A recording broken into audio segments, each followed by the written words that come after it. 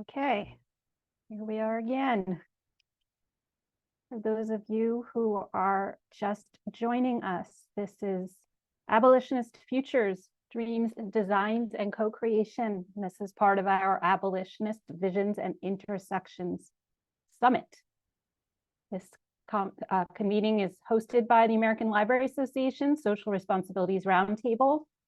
We believe that libraries and librarians should solve social problems and inequities to build a healthier world and more democratic society. My name is Rachel Rosekind. In this session, I'm joined by Olivia, Julie, and Rebecca, who will be helping behind the scenes. To enable captions, click More in the bottom right of the screen, then click Show Captions. This session will be recorded.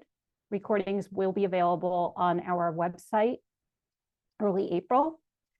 If you are not presenting, please do keep your cameras and microphones off.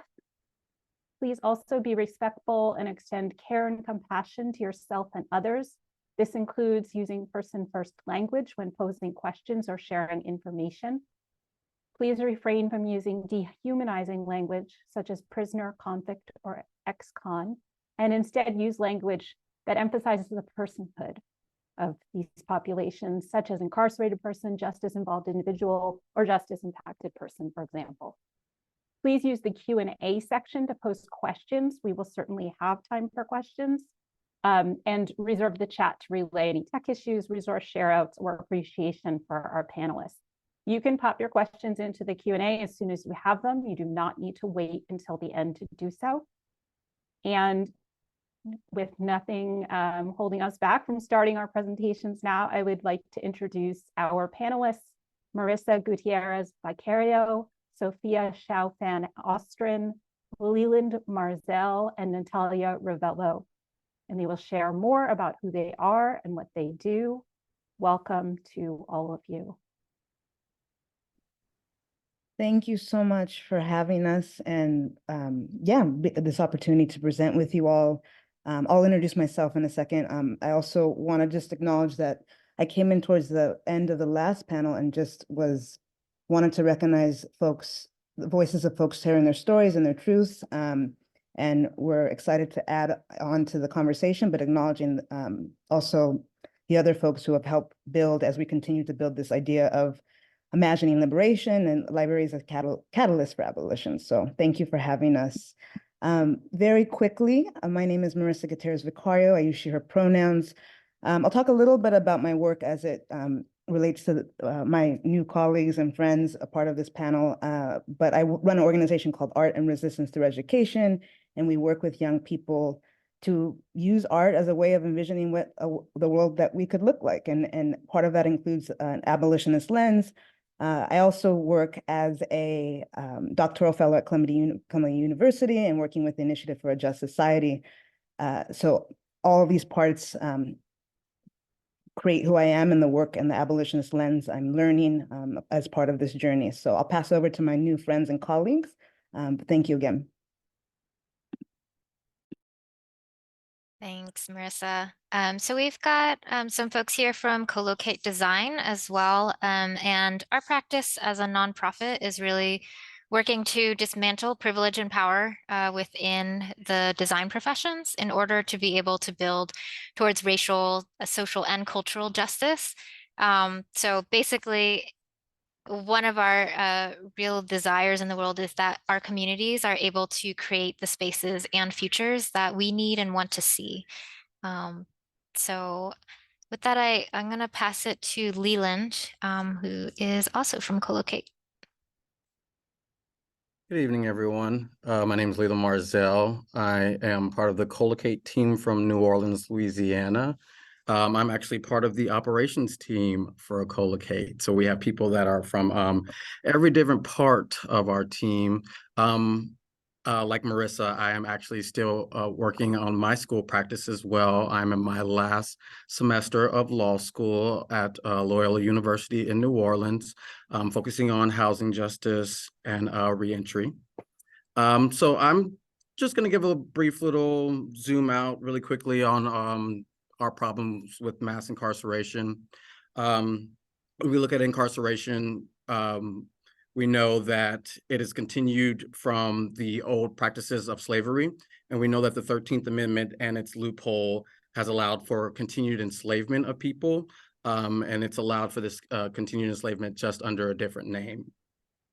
The United States, we currently hold over 1.9 million people in our carceral systems. And this is between over 1,500 state prisons, almost 100 federal prisons, over 3,000 local jails, and over 140 immigration detention centers.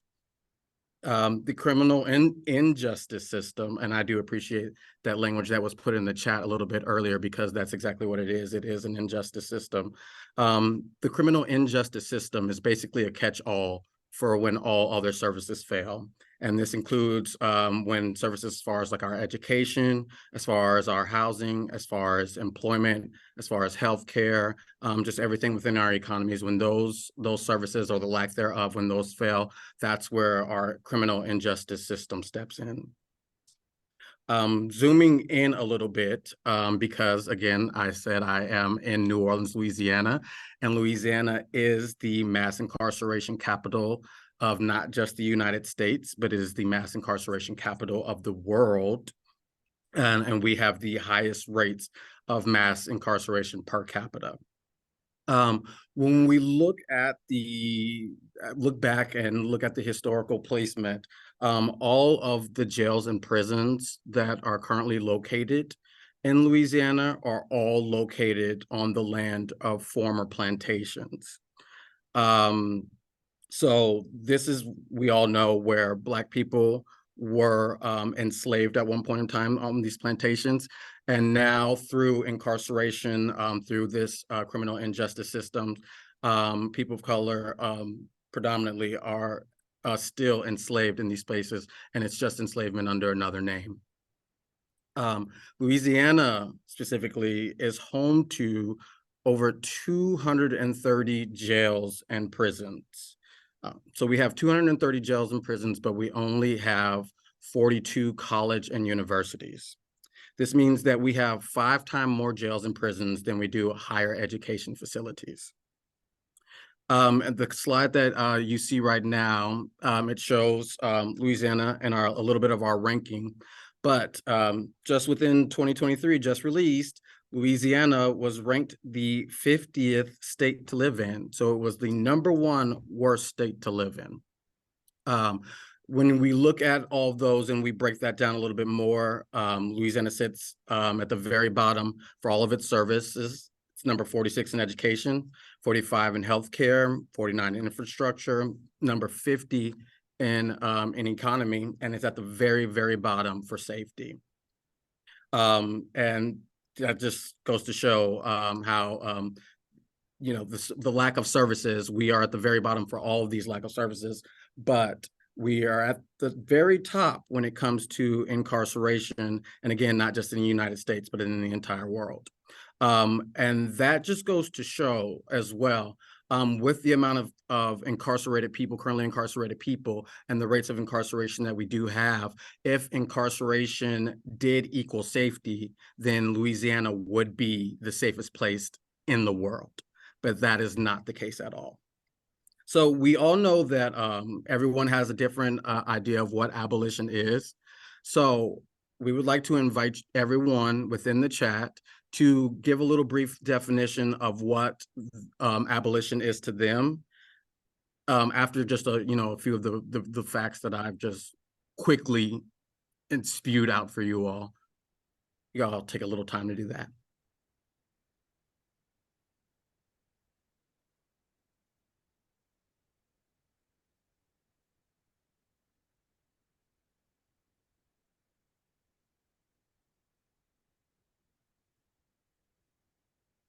Thank you, Natalia.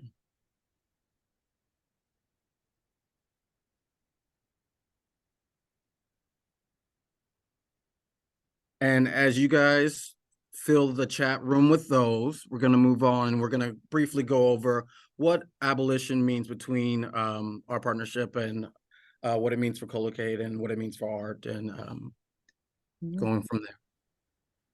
Thank you so much. And yeah, people, as you're populating the chat, one thing that we've realized as we're doing this work and educating ourselves is that there isn't one official definition, right? Part of that doing this work is co-creating what that looks like and what that means. If you haven't already, though, please check out Becoming Abolitionist as a book, as a reference, as a part of one's own self-education. These are some pieces of it from Derek Purnell's book. You can check it out as some I don't even want to use the word definition, but just some thoughts, as a way of how we think about abolition. So I will read just one of the first pieces, but just thinking that abolition is not the mere absence of police and prisons. It's a paradigm and aspiration and organizing practice to make those institutions obsolete over time. And to do that, we needed and need new ways to think about harm and solutions to preserve life rather than resorting to death, punishment after death. So, as we look into the chat, people are writing mutual aid, eliminating the prison industrial complex, ending mass incarceration, building alternatives, resourcing our communities, prevention, love, care, justice, dreaming and doing, community care. I think I saw that. I love that so much. Creating a world without prisons and funneling carceral resources towards community building, supporting spaces. So, please take a look. Again, we're just offering some ideas and a space to even imagine that and to build together collectively what abolition can be. And hopefully by the end, of this, you won't have just one answer, but allow you to have the heart and space to think about it more in your own communities and what that looks like. So thanks, and you can keep chatting away. Yeah, I'll move on to the next slide. So again, I work with an organization called Arte, and we engage young people to amplify their voices and organize for human rights change through the visual arts. One thing to mention is that we're based in New York City. So a lot of our work, our efforts, working with young people around creativity, the imagination, in particular communities that we work with. Next slide, if you don't mind. And one thing I will say is I wanted to make sure that part of this journey around what we're doing today is includes other pieces of people's art. But I please check out these other resources. Miriam Kaba's collaboration with Micah Bazant. Check it out. But I just wanted to share this because it's so beautiful. When something can't be fixed, then the question is, what can we build instead? So I thought that was a great way to frame what we were doing today together. Next slide, please. So I'm going to show a few pieces of art very quickly, and I won't read everything, but please check it out. And also you can keep track of the artist. Just thinking about some abolitionist visions and artwork to share and think about. One particular piece is Borrando la Frontera, Erasing the Border, created by Ana Teresa Fernandez. And I really love this piece to show. They worked several times, but in one particular case, looking at the border of the US-Mexican border, Tijuana and San Diego, and actually went to the border and painted on the wall. If you can go to the next slide, actually. And if you look at it, you can see it was a way of creating visually a hole in the wall, right? So the idea of the wall is still there, but it's very symbolic. It's very powerful. It allows us to have a dream of, an abolitionist dream, of what that actually might look like. And what does it mean to envision a world without borders?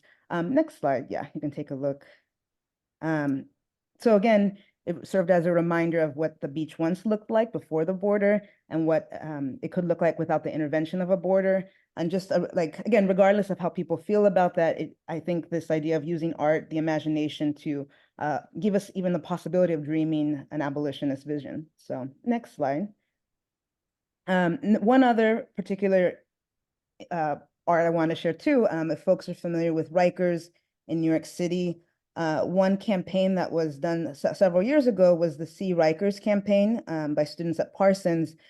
So for folks that are familiar with the New York City subway, over time, for different periods of time, Rikers, the island jail facility, will sometimes be on the map, sometimes it won't.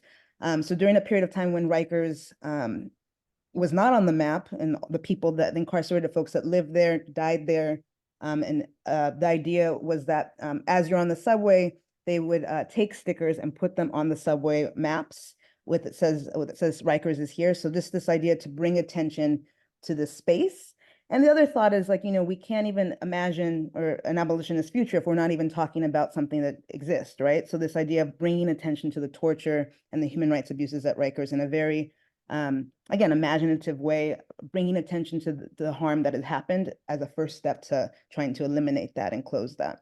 And honoring also the folks that have died there over the last few years. So as a way of imagining the possibilities. Thank you. Next slide. Yes. So part of our work with Arte as a youth organization, we've had thinking about how to prepare and share tools with young people about abolition. So we have a program called Youth Voices Lead, and one of those iterations was looking at abolition with young people. And so over the course of time, we went through text, we did field trips, we created art around, what is abolition? What does that mean to you all? I think you can go to the next slide, actually. Yes. So one thing to mention too, as like a challenge that came up too, is for a lot of folks, it might have been the first time they were asked to think about abolition, right?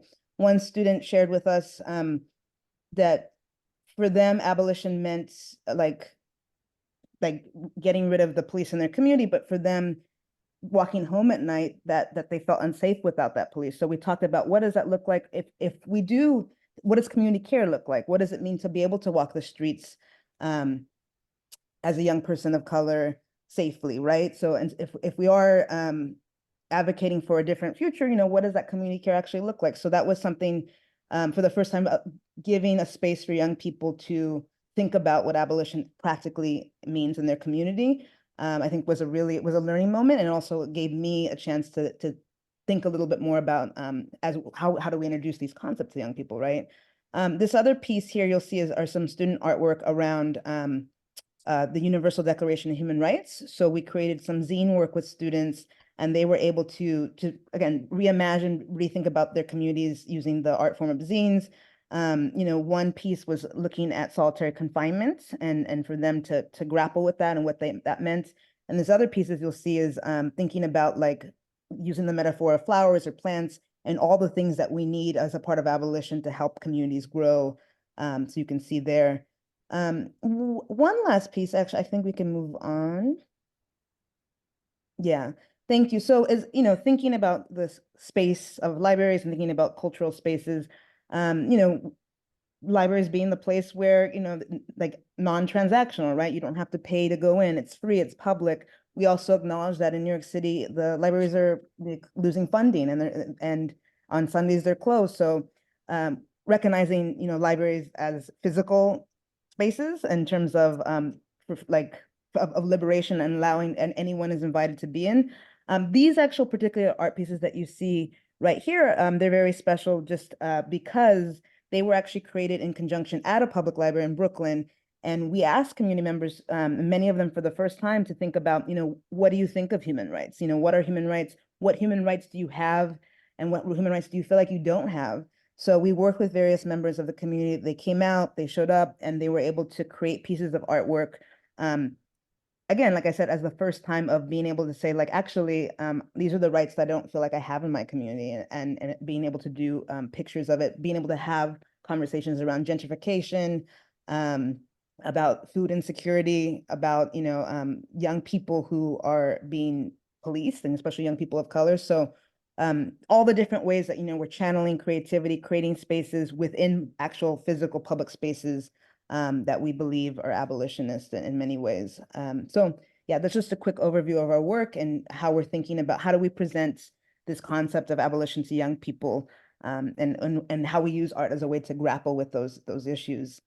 So thank you. And I think one other question we want to give you, again, there's no perfect definition.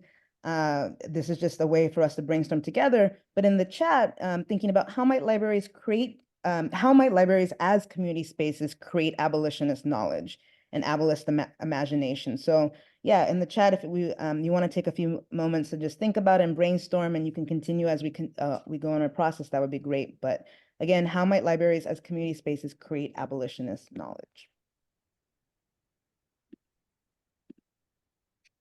So we'll give you a moment to take a look at that and think about that.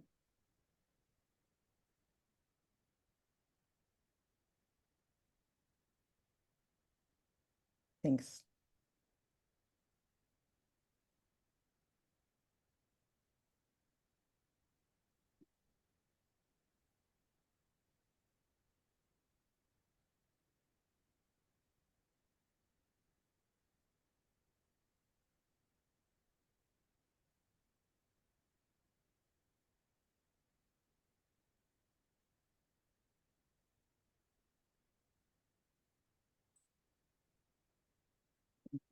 And it's okay if you don't have a perfect answer right now, but we'll continue on. Yeah.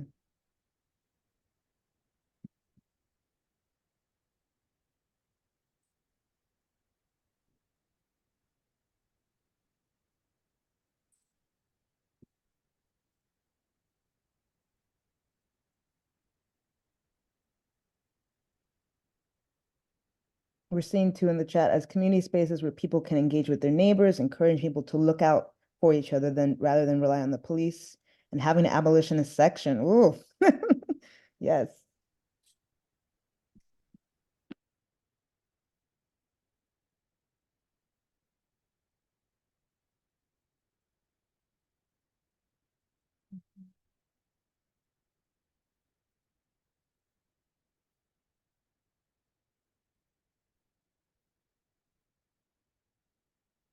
Yeah, these are great.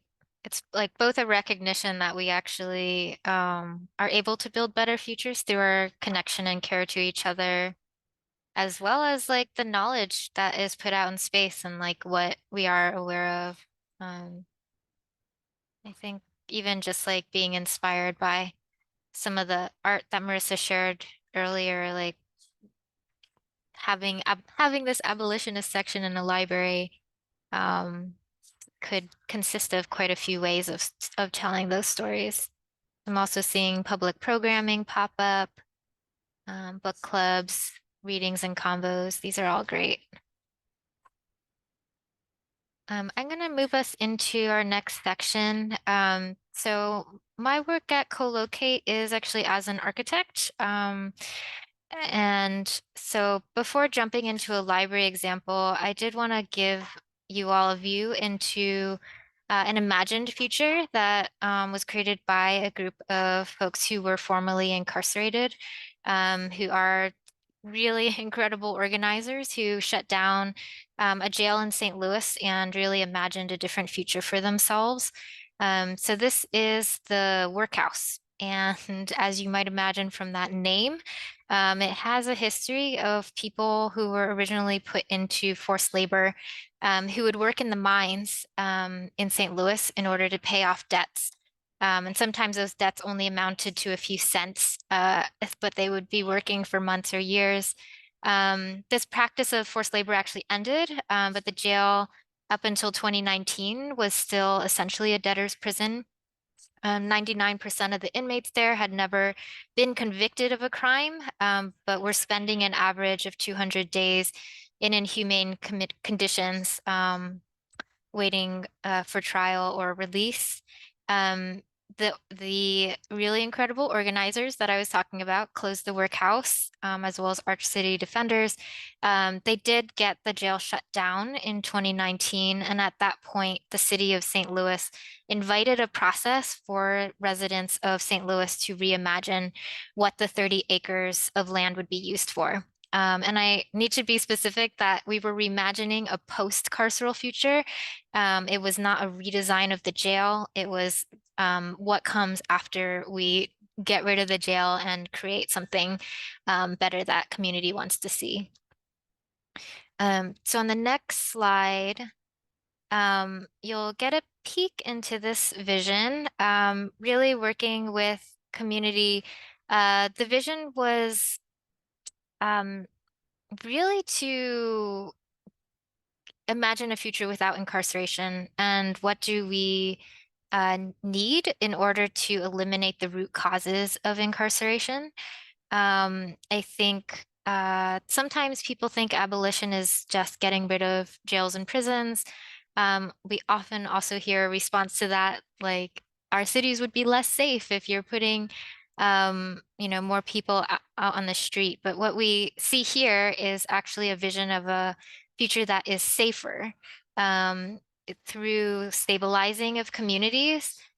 So the vision that we arrived at was that of a memorial resource hub that had temporary housing and included all the resources needed to help people have stability within their communities. So that included health, both physical health and mental health, drug rehab, youth mentorship and programs, the ability to get jobs, as well as the ability to rest. And the idea was pretty expansive, really wanted it to be a place where organizations providing services throughout town could drop in for doing pop-up services. It was really important that these services existed in one place rather than needing to travel all over the city to get to them. You might notice that in the drawing at the bottom left, the location looks very different from the image on the previous slide. It was really important to the community and to these formerly incarcerated organizers that the legacy of the workhouse be completely transitioned and that these resources be provided in neighborhoods where people and communities actually are. And I will say that is where our libraries are. And so there's really a huge potential for libraries to help make a lot of this vision come to bear. The next slide is just to show this idea that really the resources wanted to be concentrated offsite in neighborhoods where residents were. Often our jails and prisons are, and in this case was, in an industrial site. It's sort of a toxic piece of land and disconnected from other people and resources. So the idea here was to if there was something like industry on the site or solar or other things on the site that could resource communities more in economic or energy ways, they might provide finances too to help create resource hubs where people actually were in their neighborhoods.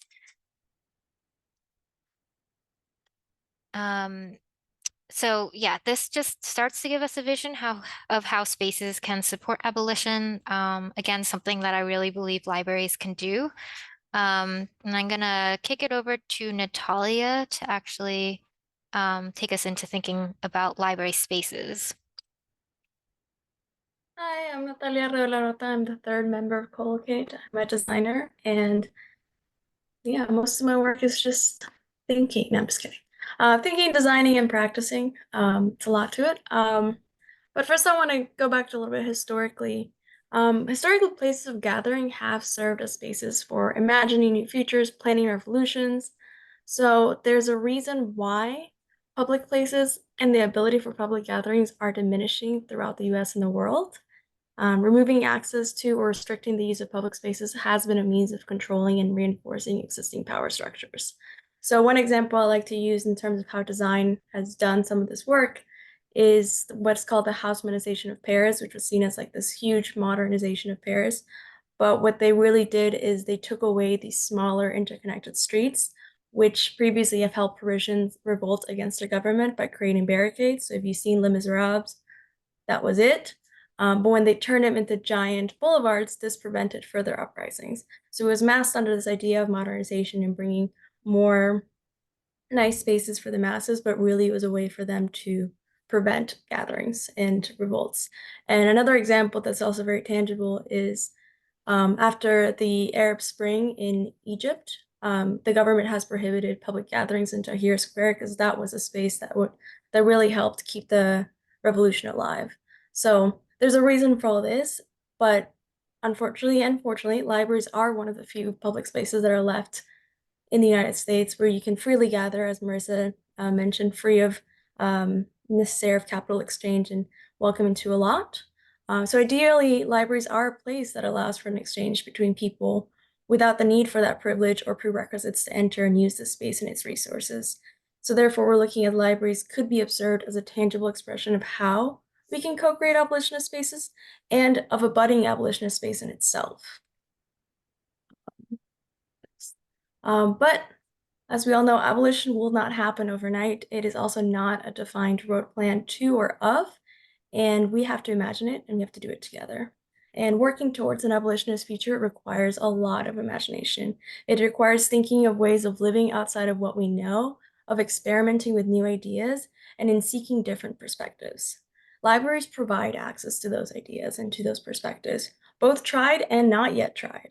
A lot of abolitionist imagination takes form in storytelling, of building stories with different systems for living as an exploration of what could be, or critiquing what should not be.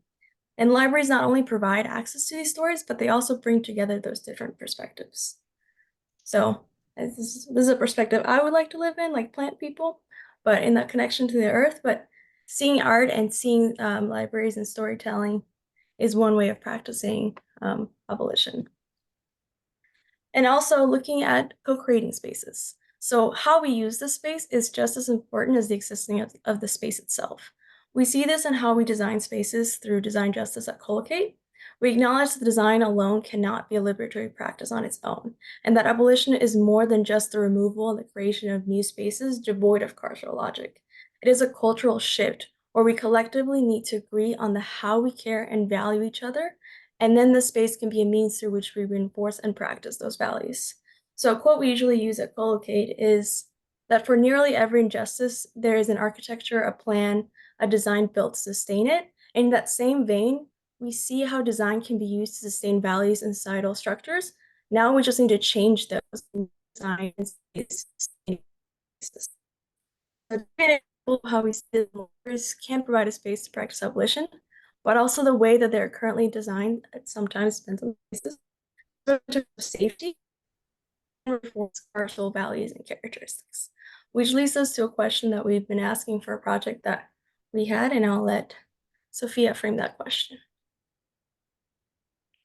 Yeah, so a question that always, pretty much always comes up in the design of public spaces is like safety. How are we creating safety here? And often it's tied into questions about security as well. But before I kind of jump into how that, how we might think about that in library design, we did want to just pose this question to you all. So again, in the chat, if you could share what to you is safety, what makes you feel safe? I'll give you a few minutes to do that.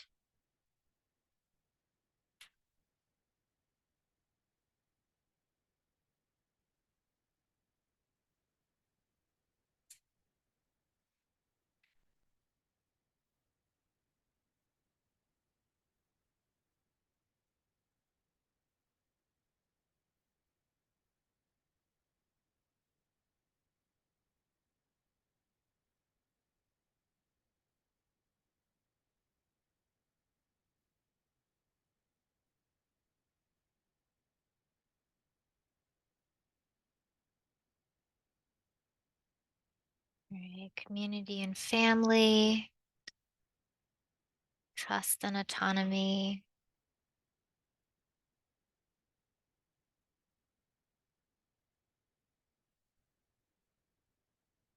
Being able to be openly myself.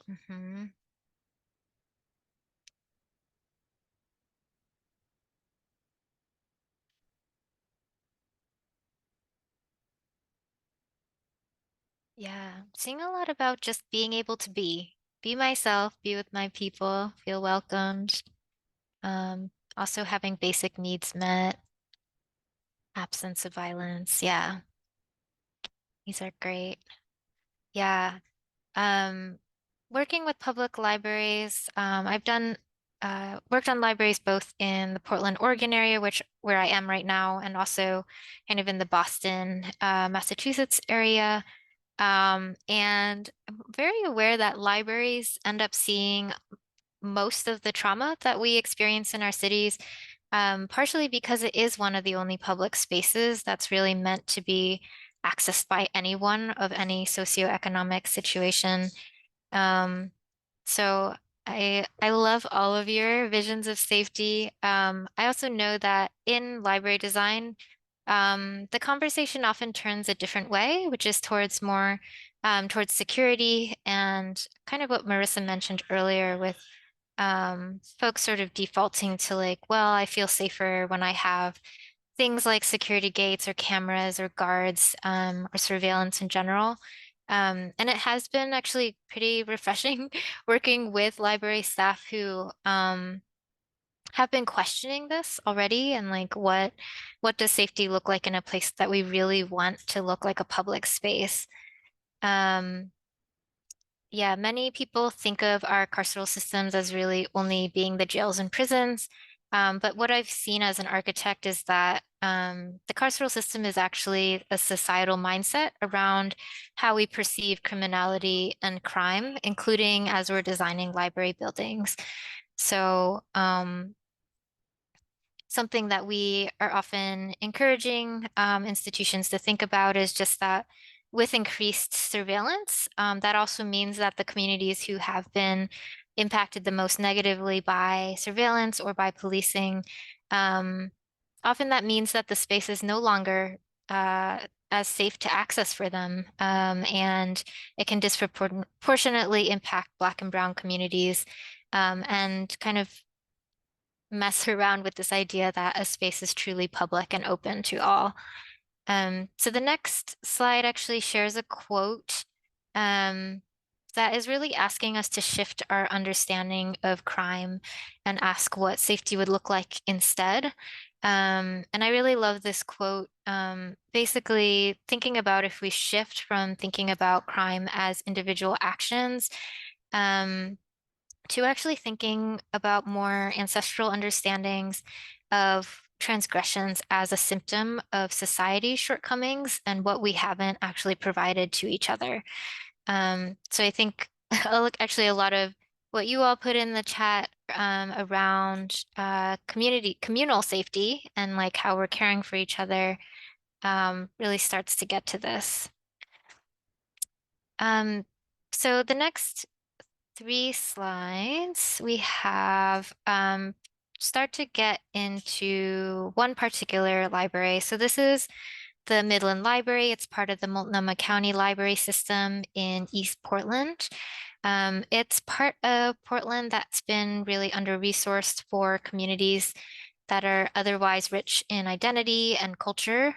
There's communities of color, immigrants, refugees, folks who've been displaced from the more inner parts of Portland in this neighborhood. But the library system did see a need to grow their public services here. And so this library was part of updating and expanding the library system in East Portland, to create spaces for gathering and more resources and space for celebration for communities there. I'm not going to be able to walk through the whole library design, but I just wanted to point out a few characteristics that are meeting some needs that we heard during the process. So this particular view is showing the outside before you enter. Really wanted the library to be a service even before going through the doors, in order, both to expand what's available to people, but also to extend a welcome to folks who might not necessarily feel safe going into a library based on past experiences or notions they might have of libraries from other countries that they come from, where it's not as much of a public resource. So outside here, you're seeing art that was designed with neighbors from the area as well as unhoused folks.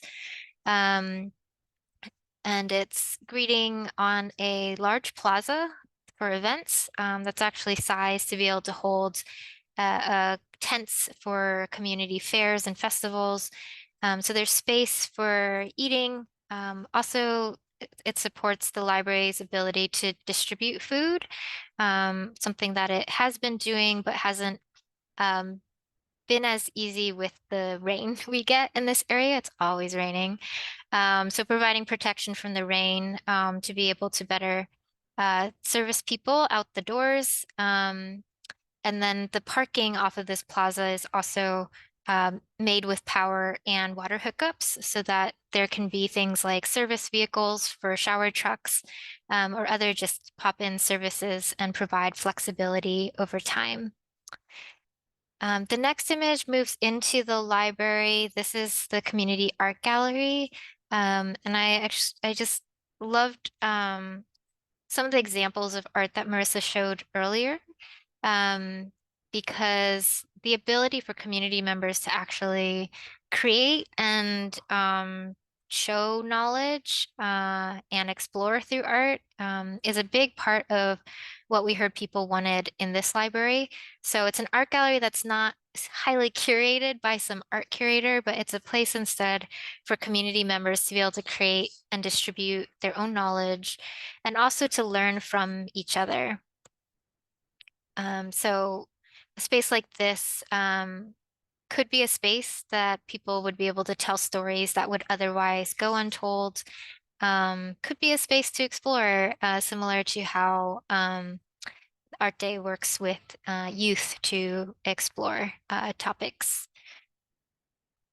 And then the last image I wanted to share gets to this idea that safety is created through the ways we're able to connect with each other.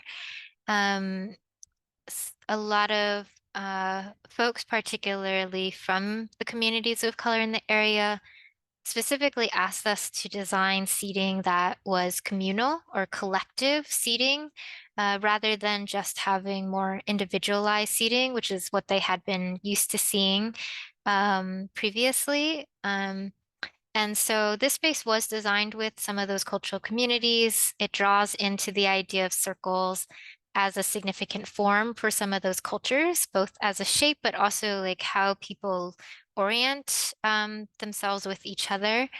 And so this space is really a place to build empathy and connection. And it can be a space for organizing, a place to build capacity for collectives who are fighting for justice. So with that, we have one last question for you all, which is getting more into sort of our daily lives. What does abolition look like in our daily lives? How do we create safety together?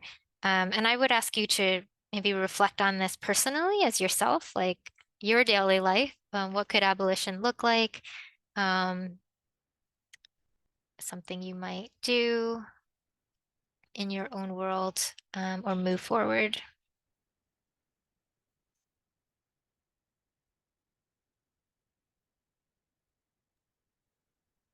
Awesome. Thank you. And yeah, but I love that this is something we can take forward with us and think about long after this presentation. One thing you mentioned actually, Sophia, like about space and being able to organize, like I realized for Art Day, we're always looking for public space to use. And library was one of the first places we went to and people referred us to. So even for young people to come and do programming. So I'm really glad you mentioned that. And as you see, some of the examples that were shared with design, the idea that we are already doing abolitionist practices, right? Like I love that you mentioned that really quickly, because we want to leave a little bit of time for some discussion if possible. On the next slide, I just want to show that the idea of possibilities, like things are already happening. Sometimes I think people feel like, we don't practice abolition, it's too radical. So this idea that we are actually practicing and many of the things we do, I won't read through everything, but just, one of our practices is within the classrooms, within community spaces with the young people we work with, is something as simple as a community agreement, which you'll see on the next slide. The idea that, we don't have rules for young people in terms of, punitive rules, the idea that we try to co-create spaces with them. The idea that like it's a system that's practiced as students build relationships to one another. So, you can see that, we think about it as, young people can create the space that they want to live in and work in as a practice. They can build community agreements together. The way that they sit in a circle, that everyone's voice gets an opportunity to talk if they want to. So those are just some of the ways that we're practicing abolition, even if it feels small, but it's something we're trying to embody it. And we're not only trying to educate ourselves about abolition, but we're trying to incorporate this in our curriculum. And as you can see on the next slide, our practices and things that we do together. So yeah, so I mentioned the community agreement, the circle, even our final project as a way of practicing abolition and generously sharing ideas with each other. So thank you.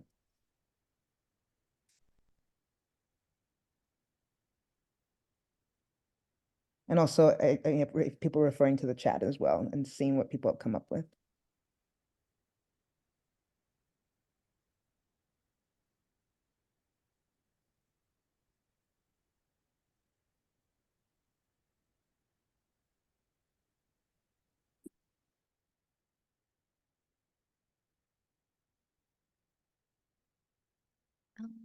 Natalia, I think we could show the last slide.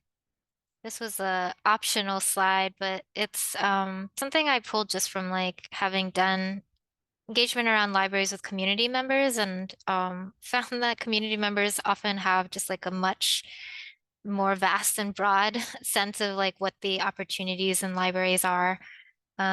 So these were needs that were mentioned as opportunities. I'm not going to read them out loud, but there's some simple things in here that people are looking for to be able to meet needs.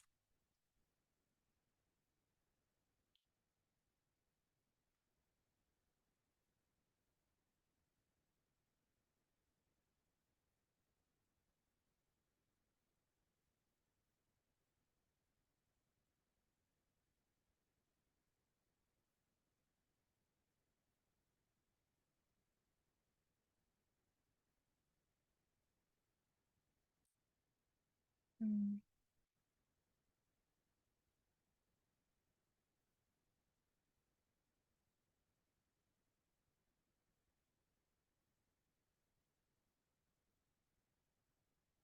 Do we have some time for Q&A? Yes, yes, we do. We have some questions already. Thank you for that amazing presentation, first of all. But we do have some questions from our audience members, and please keep putting them in the chat. Sorry, not in the chat, or you can, but the Q&A, and we will pose them. We have about 13 minutes left. So we have our first question is, has Arte or others worked with youth who are or have been incarcerated for the abolitionist artistic, imaginative, educational work? And if so, what does that programming look like? Yes, thank you. And I'll answer as much as I can, being recorded. I will say that we have worked with young people who have been incarcerated or were incarcerated in carceral spaces. What I will say is like not explicitly, but in the way that we form, like I mentioned, classroom practices, in the way we form our curriculum, and the way that we create community agreements, and the way we share knowledge, I would say that those are abolitionist teachings. So those are some of the ways. I'm kind of answering your question, but mostly that's how we try to at least embody it in the work that we do and the political education that we have with young people. Thank you. Let's see, the next question is about, when thinking about library design, how do you balance quiet spaces for folks to study and read and open spaces where people can gather? I think often the idea of shushing librarians or libraries as quiet spaces becoming a barrier to community gathering. That is such a good and also common question. Yeah, libraries have changed a lot. And we distinctly actually heard from community members who are like, I'm not going to feel welcome in this public space if I can't laugh out loud and be joking with my friends. And so we often think about it as creating options. So even in the Midland Library that I was showing, we have spaces within the library that are more designated as like the quieter areas for people looking more for that environment. But it does leave, in that case, we determined that most of the library would be open and a more active space. It does mean that as an architect, we're also always thinking about how the design and policy are working together too. Because part of that change is also library staff having a different sense of like, do I shush people here? No, actually, like the kids are allowed to yell and scream in this space, and people are allowed to have conversations. While also being able to point people to the other spaces. So there's like a large reading room. There's also spaces for meditation. There's quiet rooms. There's also like a escape space for folks who want a sensory room. So it's always thinking about options for different people who need different environments within the library.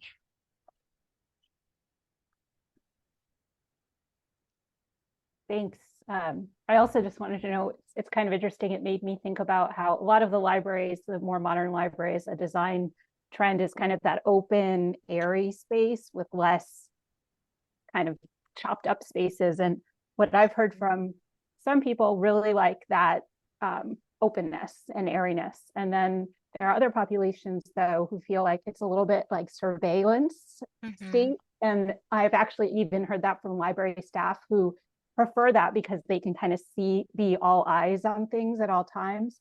So that can rightly so make some patrons right uncomfortable. So there's so much to navigate when you're thinking about design and community needs and community experiences. So yeah, that's so true. Yeah, and even in just like older libraries of this country, there's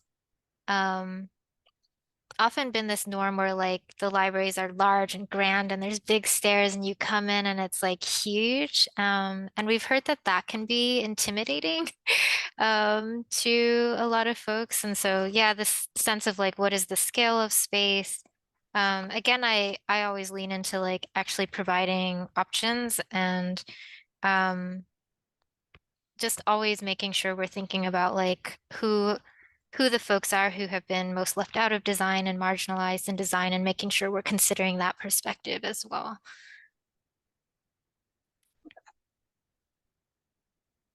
Well, in that vein, then, are there other abolitionist focused or abolitionist inspired projects that you're working on now or have worked on in the past? I was particularly thinking about schools just because of a lot of things that were popping up and what you were talking about in terms of libraries, but maybe schools, maybe other projects that you wanted to kind of talk about for a minute.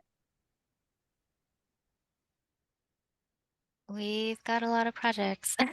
We do specifically work a lot in like educational spaces, also like cultural storytelling spaces.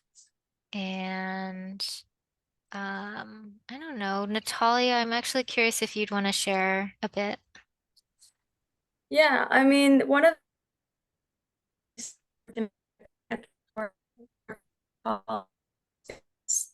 and the focus of the project is to think, what do these spaces look like?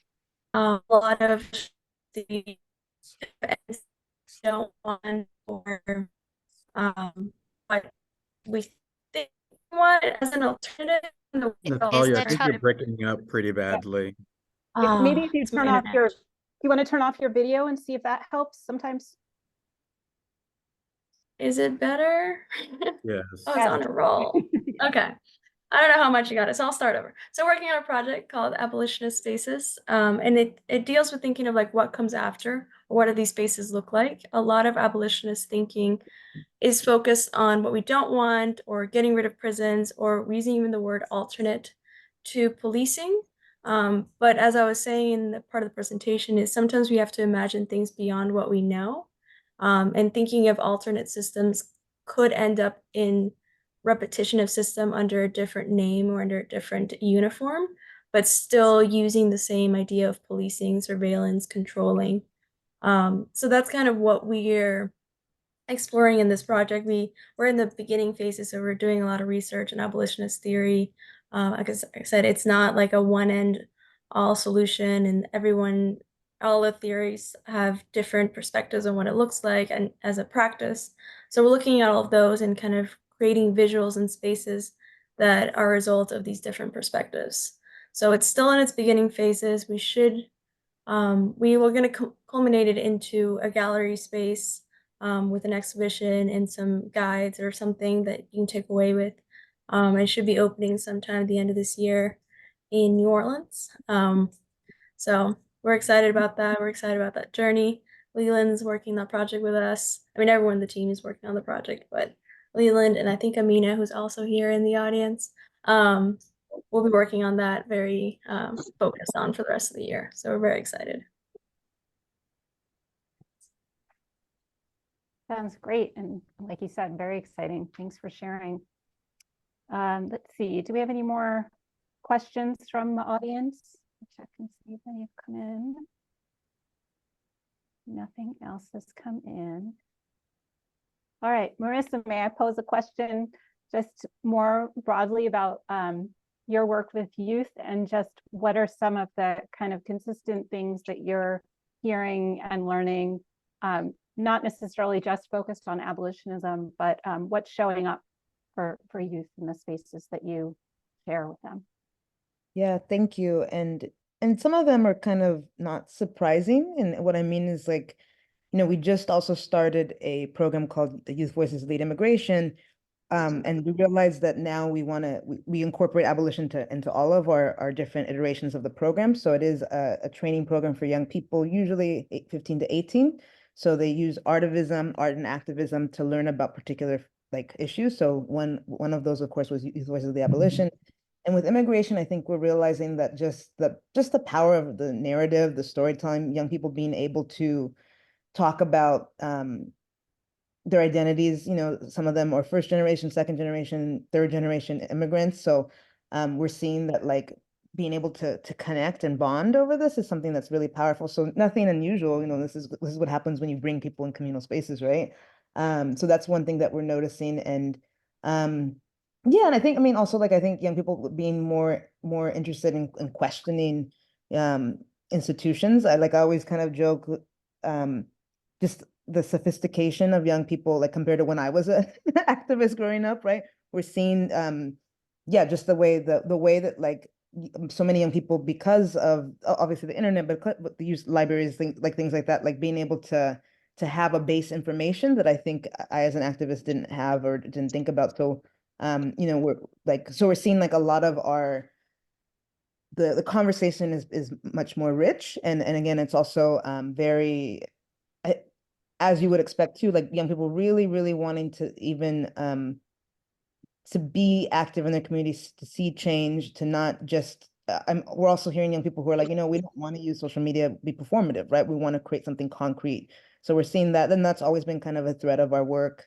And again, we're also seeing, of course, young people being critical of the carceral state, questioning it, and being open to even in some of our pieces, being open to talking about it, right? And like maybe not during the actual, or maybe like feeling comfortable like sharing their stories about their families, and it's being destigmatized in ways that I hadn't expected, right? So being open to talking about like, actually my parent was incarcerated at one point, or my family members, and being okay with that, and creating support networks of young people where it's okay to share that and not feel shame, right? And also being willing to like, okay, we know these facts already, right? So let's do something about it. So some of those, I think those are leaving me really hopeful, but also, yeah, we're noticing, and this has been across our programming. That's great. Thank you so much. And yeah, I'm seeing the same thing here too, and it's an amazing thing.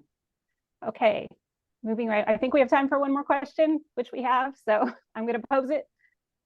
What role do you think librarians play in making libraries feel like safe spaces without police? Is it a build it and they will come situation, or can librarians actively community build?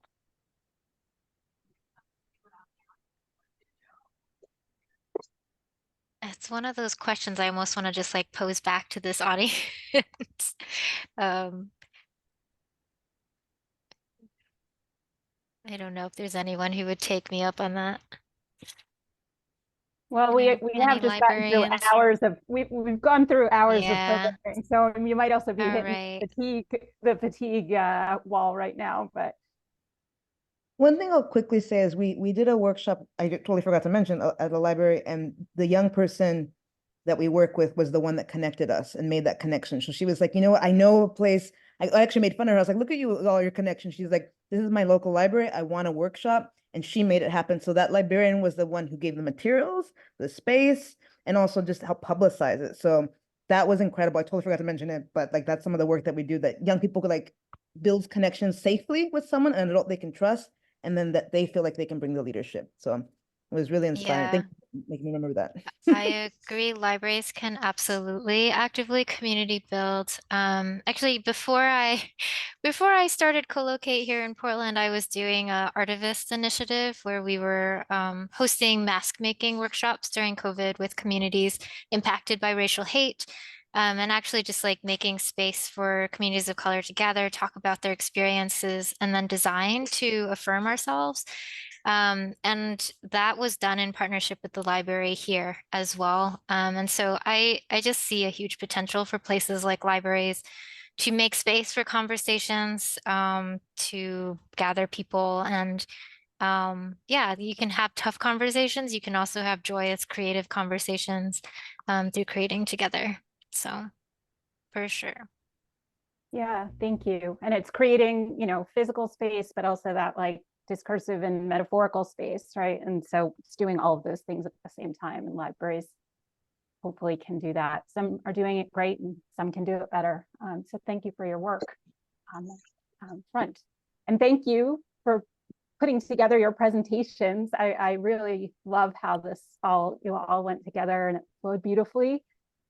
This concludes our summit for today, but please come back tomorrow. We have such a fantastic lineup of sessions. I dropped the link in the chat to the program schedule. We have another film, and it's a great slate tomorrow. So we will be back bright and early tomorrow morning. And thank you to everyone for being here.